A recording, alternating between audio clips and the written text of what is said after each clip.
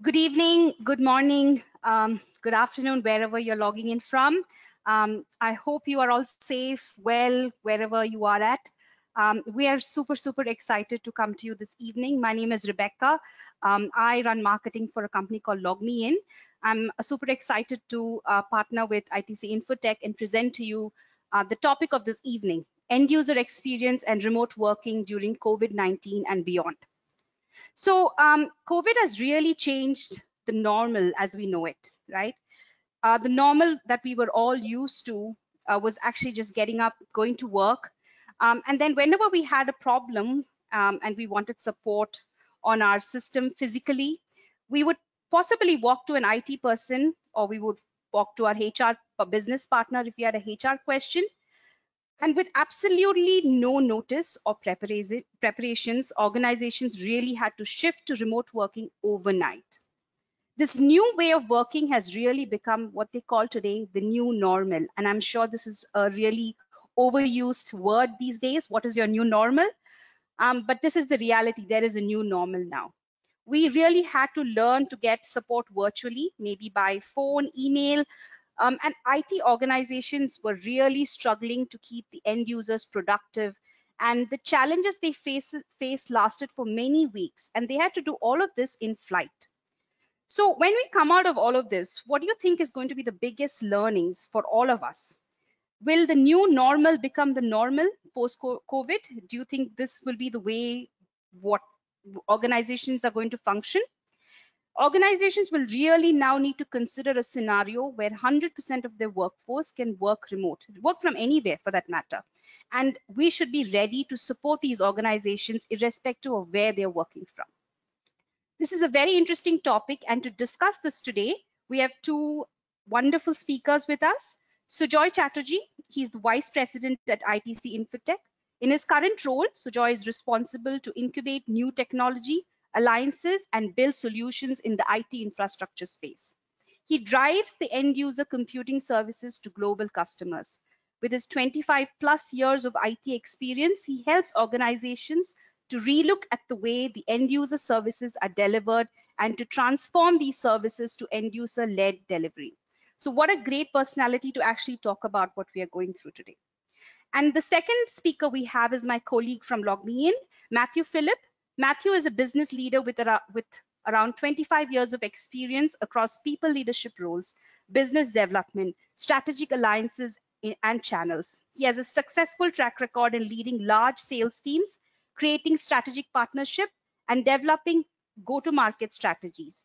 He's currently working with me in LogMeIn and as a senior director of alliances and business development, where his current charter is building strategic partnerships with global system integrators and exploring synergies with complementing technologies. Another great addition to talk about today's discussion. So what would you expect today? So the next 45 minutes that you spend with us, what are you going to expect today? What is the new normal going to look like, and how do you prepare for this new normal post-COVID, today and the day after? So the topics we'll cover today is the era of end users experience level agreements, the framework focused on end user, technology landscape which can help achieve the same, and a quick demo on how customers are getting benefited by this framework and technology stack. So with that context set, and I would hand it over to Sujoy.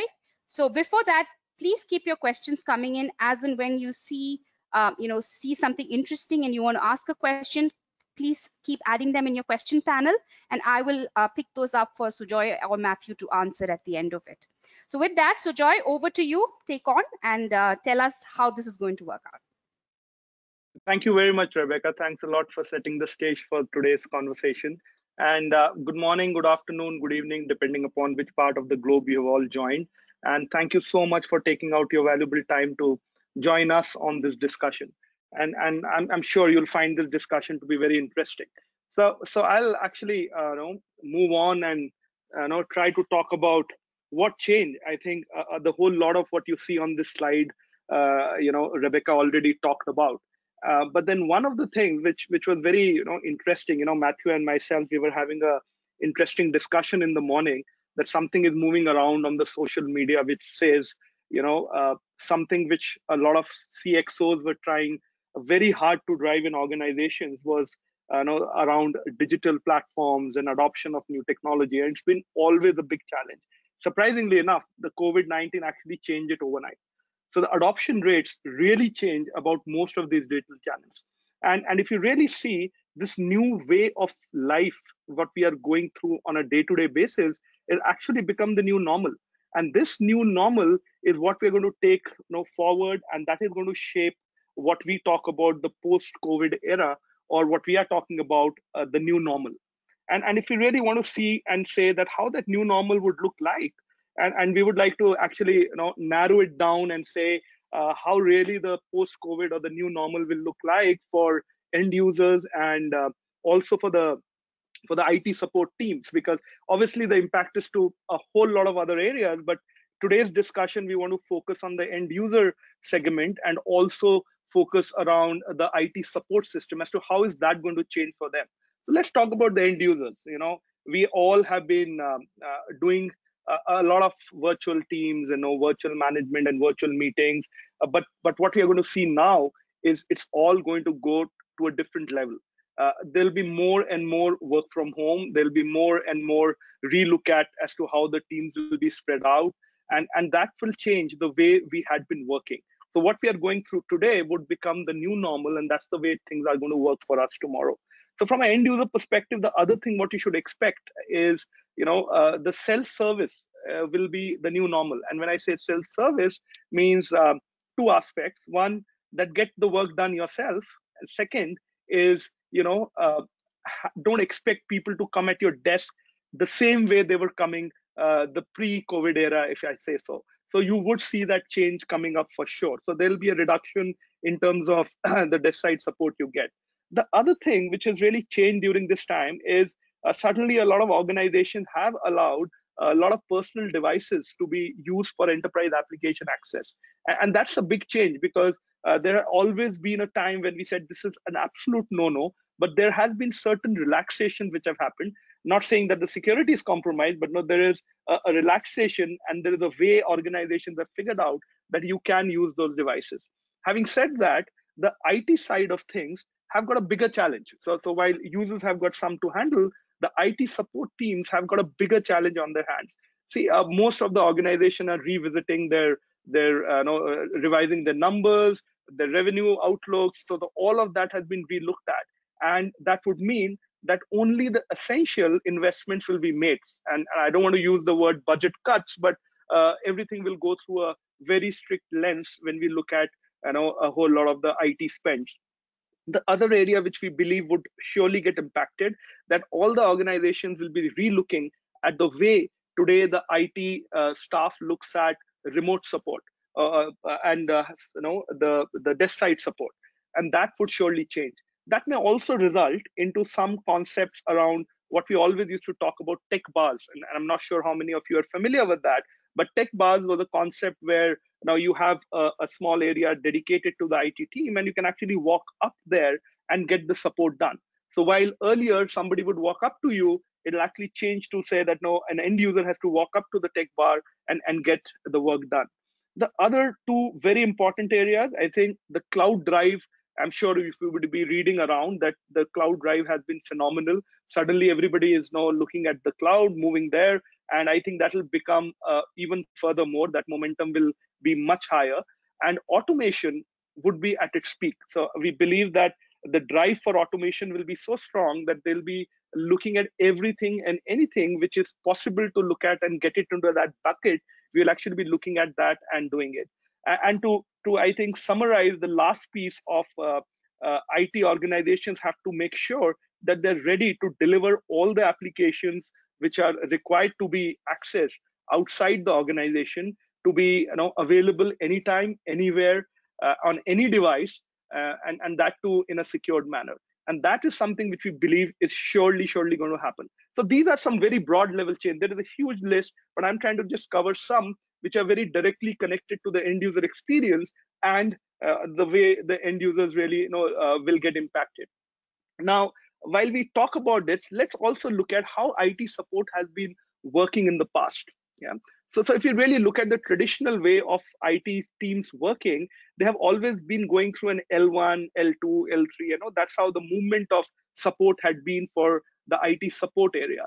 And if you really go into a little bit of detailing of that and see how the SLAs were calculated, was always in a very different way. So for example, L1, if they had a 30 minutes of time to be sorted out with a problem, and they would probably solve it in a 25 minutes, users were, the IT team were very happy, because it'll always get reported as 100% of SLA match. And similarly, if you go to the next levels, there are further different SLAs of maybe 2 hours and 3 hours. And as long as each one of them were actually getting their SLAs matched, the IT team would have a very green dashboard. And that's what I call as the watermelon. But then what is watermelon effect is when I go back to the user and say how your experience had been, you see a very, very different story. Because what the users actually say, this could have been done much faster. This could have been done in probably 20 minutes. This could have been done in 30 minutes, or whatever the time is. But I had to actually wait for a much, much longer time to get this sorted out for myself. And hence, most of the organizations are now focusing to go beyond SLA and start looking at something which we call as the experience level agreements. And what the EXLA is actually talking about, that your SLAs are surely there, but the end user experience actually plays a big role, because that's how you look at end users satisfaction and end users productivity, and all of that get connected. But here's the very interesting thing, while we believe that really everything is an SLA, how does it really impact the user? So what is really happening at the back end? So let me give you a quick glimpse of what happens at the back end. And when we talk about the back end, I mean, what is the user doing while all of this was going on? And you'll be quite surprised that most of the users don't do anything. And if I give you a multiplier effect here, and I'll quote an example from one of our customers, a fairly large customer, had about close to 80,000 odd users, and they had an SLA for something as basic as password reset at a 30 minutes. And when we went and talked to them, they said, it's all green, we have no problems, everything is getting done in 25 minutes. But when we actually went on to a calculation with them, the 25 minutes, 80,000 users, they have this problem almost every month. What is the time which you are losing, and what is the type of productivity loss which you are going through? It is a different number, and it's so huge that you'll be quite surprised to see that that number is really big productivity loss for an organization. So how do you really look at this? And how does this all connect? So I'll try to see how the experience and the productivity can be connected. So that's where we actually start talking about and the quality of experience which a lot of people get.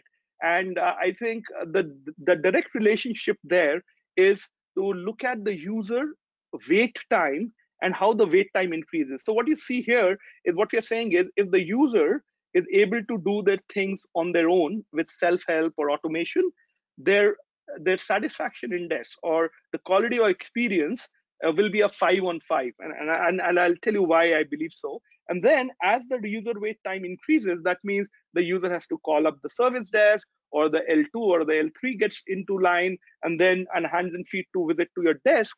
The entire experience starts dropping as you move through this entire user wait time cycle. And I think the best way to give you a correlation on this is, if you look at your day-to-day working, we all use our personal devices like our mobile phones, our tablets, and so on and so forth. And you really don't go to an IT person to say, I want to install a software, or I want to really go and do a password reset. And that's very interesting, because over the last decade or so, we all have started getting used to so much into this way of working that we have not realized that how much of self-help and automation we have started using. The challenge is that when you go to an organization and start looking there, it's a very different experience. So organizations are not getting geared up to really provide that experience. And here, when I talk about self-help, it's slightly different than logging a ticket. And I for me, I don't consider logging a ticket a self-help. Logging a ticket is actually moving the problem from the service desk out to the end user, but it's not eliminating the problem. So for me, self-help is if you are able to get the work done, and that is what really matters to a lot of people. And you'll be quite surprised the way the interaction happens in the organization. I'm sure you experience it on a day-to-day basis, that most of the users are actually coming and saying, when I go to to my mobile device, and whether I'm using a iOS or whatever, Android or things like that, I never ever go and log a ticket. I just go get my work done, and maybe those guys are logging a ticket, but I never started my interaction like that. But when I go to an enterprise, the first interaction or a touch point with my IT support staff starts with, have you logged a ticket, or can you give me a ticket number? So somewhere it seems that the ticket is playing such a big role in my user experience that most of the users actually started believing that, is that the best way to really approach my service desk? And if I have to really give you some food for thought, uh, we always think, is ticket logging the start of the interaction, or should it be the outcome or a byproduct of the service I receive? And that's very important for an experience in a today's scenario. So end user experience, if we keep at the core, whether we are talking about in today's context where we are going through a very different way of working, or the post-COVID era where we will be back in our offices and a new way of working, how the user experience and the productivity has to come together to give me that experience. Okay, so that's how we look at experience, and I'll probably pause here for a quick poll, and I'll then look at how you believe as to think these things work.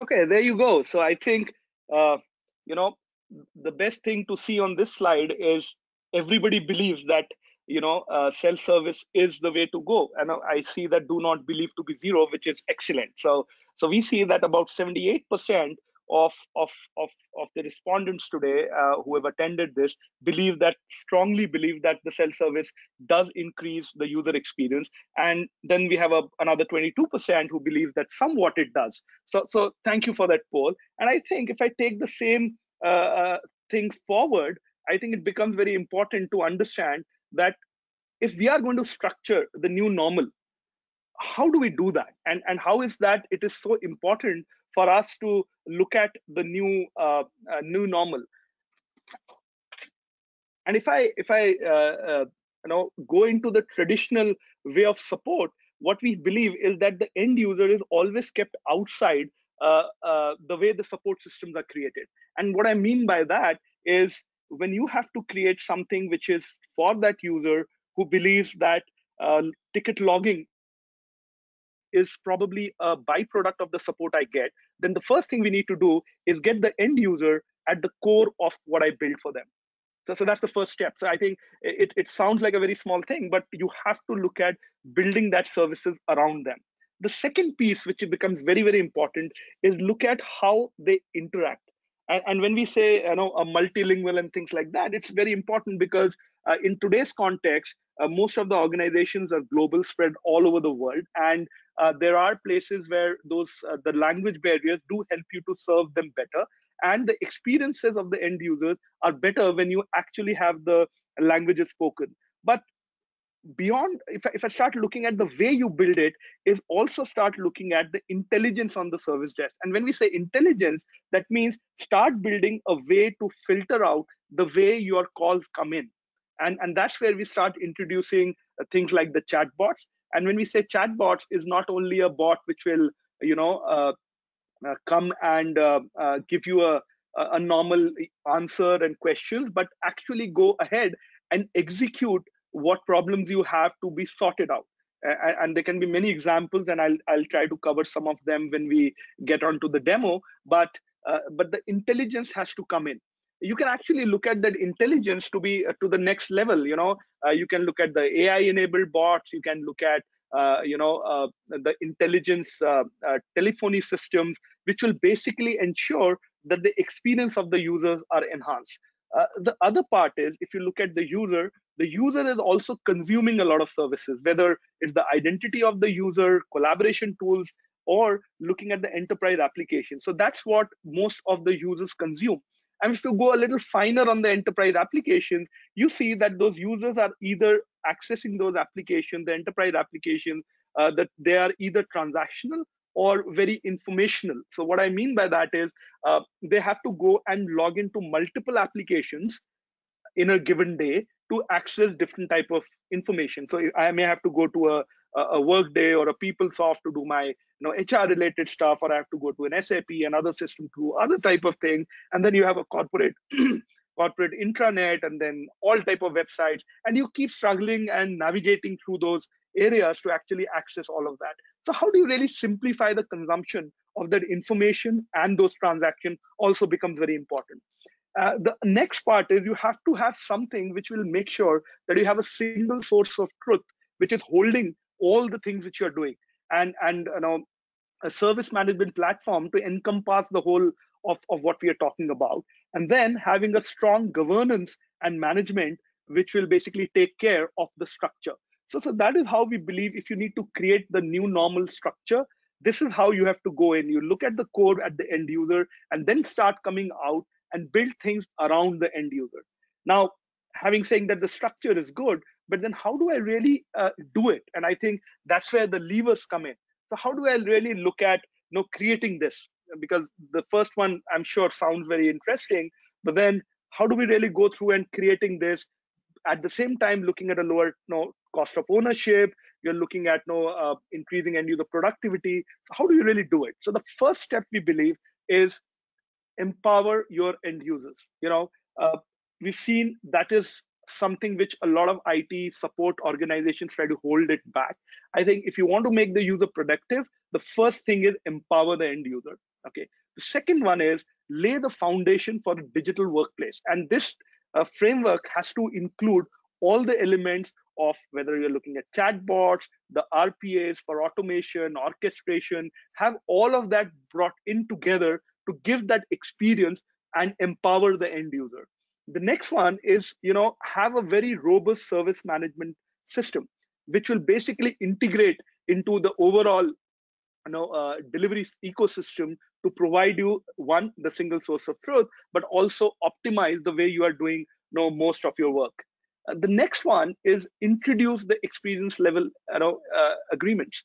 Go and talk to the users and say, we are going to come up with a new way of measurement of what your experience is as a user, rather than what I am delivering it to you as a service. And there's always a disconnect between the SLAs and the way the users feel. So how do you bridge that gap is very, very important, and you must look at that.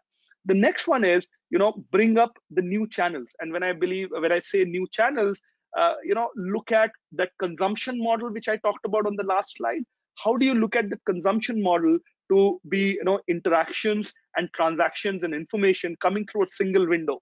That means today the experience of a user has to be jumping around multiple applications to do some day-to-day activities. How can I bring it down to an easy way of managing it? And I will be able to utilize a single window to execute, transact, and access information. Okay, so that is another important thing to look at the other channels. Get to get to the bots, which are not only the chat bot, which are giving you text-based messaging, but take it beyond that, where if the users have to move from the bot to a human agent, please do that, because we do believe that the bots can't do everything. So how do you really integrate the human element to it, and how the human element is going to help us to do beyond the bot? Okay, get the new telephony system. And I'm not talking about the IVR setups. I'm talking about moving beyond the traditional IVRs, where we are going to go and call up a number where you are getting identified, and you can probably talk to a bot and say, Now, for example, I call up a number, I get greeted saying, "Hi, Sujoy, uh, I'm here to help you. How do you want me to help you today?" And I would say, I want access to this application. And that would say, "Okay, let me see what I can do for you." And that's all the interaction I do. And that these are things which are reality today. We are implementing it for our customers, and we are seeing this in action as we speak. And the last one is, get a view to your end users. Get a single pane of glass where you can drill down and look at what is happening in your end user side, and how they're experiencing it is something which is very important to see. So if you go through the structure and levers to use and create a new normal, I'm sure you'll see a whole lot of difference. And one of the differences which we believe is what you should be looking at is, you should be looking at a whole lot of your volumes on tickets which you receive today, or the challenges you face on your IT support area, to be sorted between the end user and the the service desk itself. So we believe that in today's context, about most of the organizations have not done more than 10% of adoption in terms of automation and orchestration. But if you follow a certain path into making of the new normal, which we're talking about, you should be able to do about 75% of the management of your volumes through the end user and the service desk itself. That also means that the relationship of the end user experience to the time is actually going to play a big role. So you will have a lot of end users who are going to be happy because they're getting the work done themselves, and also the indexes don't drop because the service desk is taking care of much more than what they could have done. So that's how we look at the relationship, and we see that working very, very well for most of the organizations. So moving on, I think all of this we talked about, but then how do you really measure it? It's important to understand that while the end user experience is a good thing to talk, it's also important that we measure that. And in today's context, what we see, most of the CSATs which we get are long winded questions. You got multiple things to choose and stars and things like that. And most of the time we ignore them. And the responses which you see are only from two sides of the spectrum. One, the users who are very, very happy with the services they receive, and the other side of the spectrum is the users who had a very, very bad experience. But basically, between the user, the two spectrums, there are a lot of users who use these channels, use these services, and they have an option to give you some inputs. And most of the time, they don't give you because there is a long winding process to get that. So, but if you really look at your day-to-day working today, you don't mind going and giving a like or a thumbs up on your social medias. So can you get those things introduced into the way of working on a normal life, and try to capture those aspects from the users, which you can then translate into a scoring.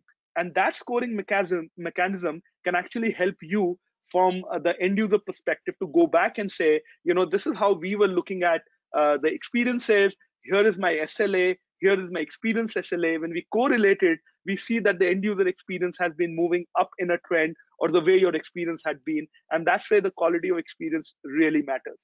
So that's how we look at really taking that entire path, moving on to, how we go through that journey. How do we really structure it? How do we really, use the levers to create it? And then eventually make sure we measure it and go back and report it.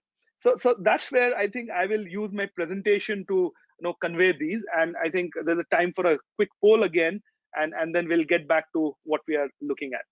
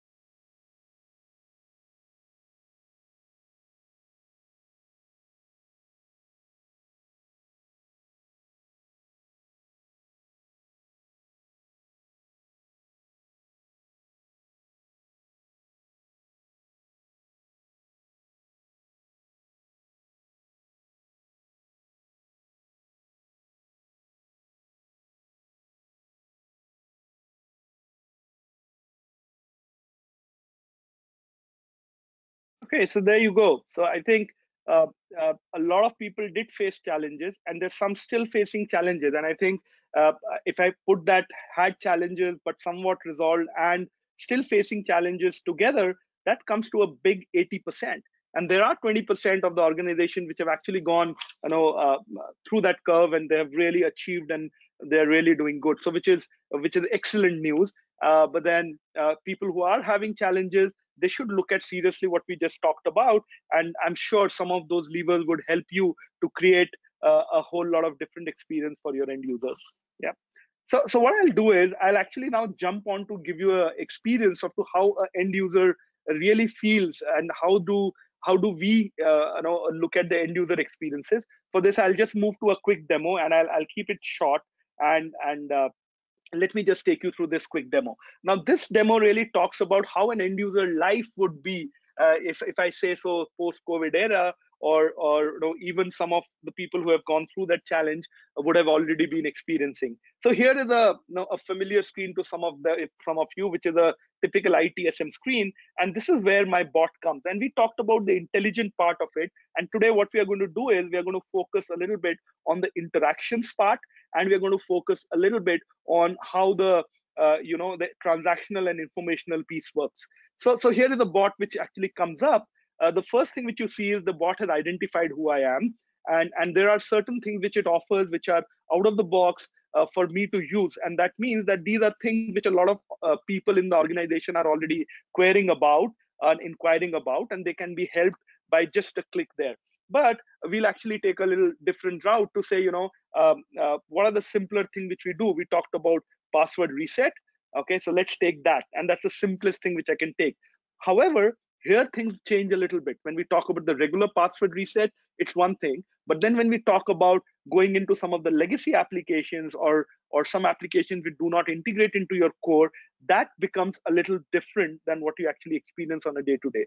But when I talk about get the work done, what it means is that here what is happening is the organization is actually enabling the person to be identified, and that identified user go at the back end and ensure that the automation kicks in to make sure that entire activity is performed and the user's work is done. And in this case, what happens is I would get an email on my mailbox which says, your email ID, the SAP password has been reset, and you are good to go. You can go ahead and do it. But let's look at a slightly different use case, which will be a little more of complexity involved. So I'll say application install. So when I say an application install, it should come up and tell me what are the applications available.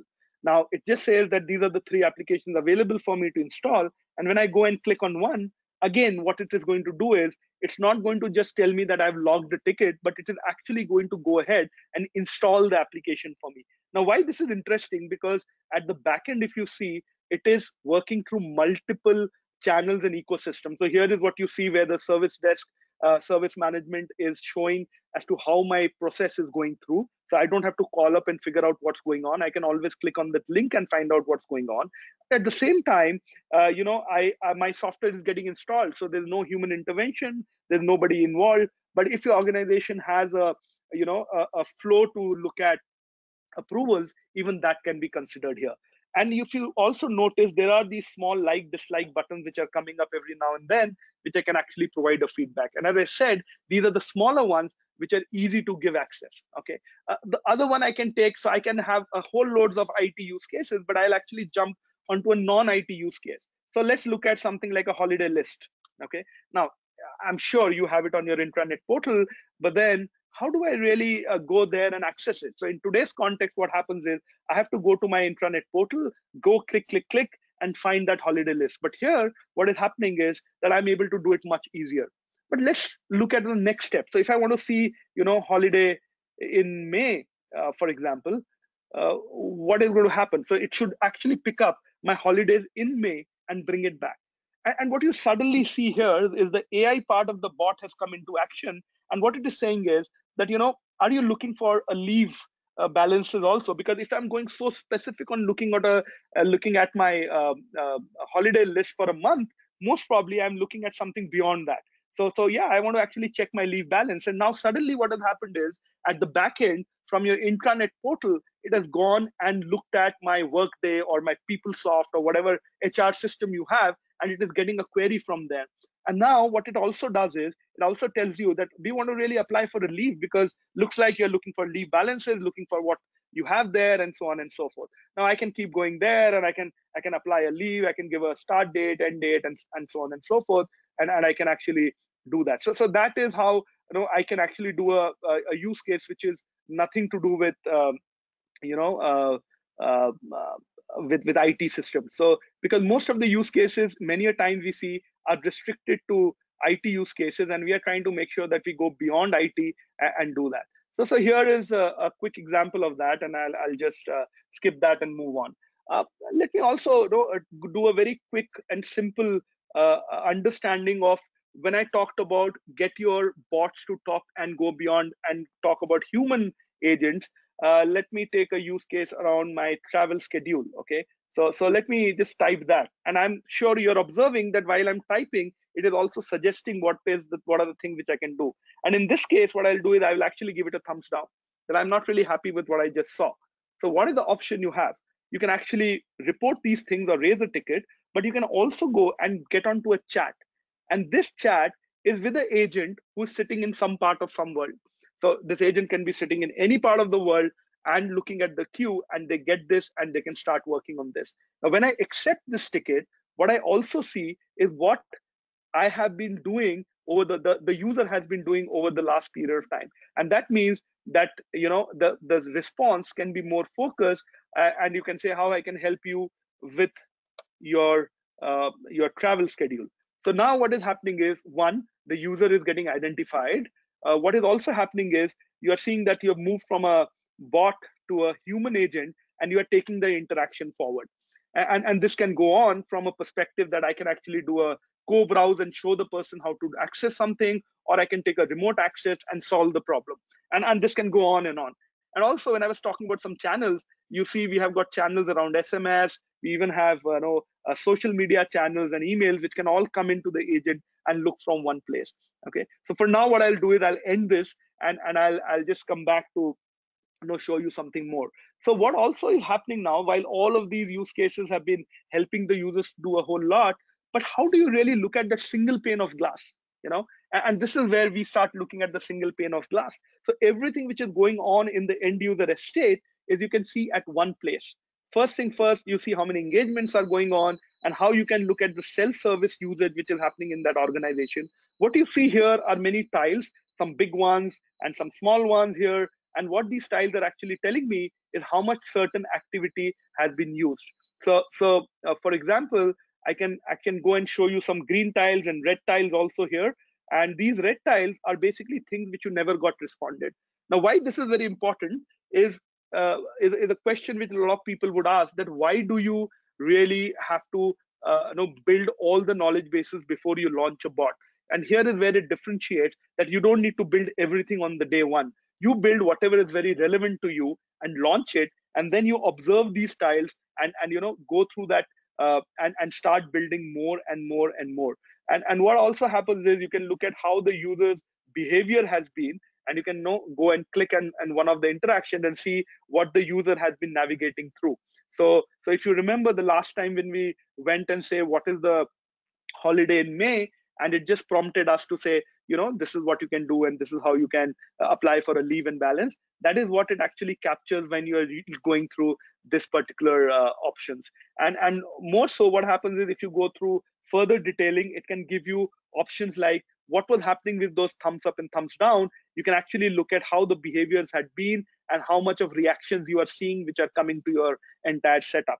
So we just wanted to give you a flavor of how the IT staff would be looking at from the back end, and what are the experience you would be getting from an end user. And if you just observed, and I'm sure you would be doing it while I was talking, that the user never moved out of the bot. We did IT use cases. We installed the software. We went and looked for leave balances. We looked for holiday. We looked at business travel, and the list can go on and on. And from a backend perspective, there's a complete orchestration automation which is coming into play to make sure that these services are delivered.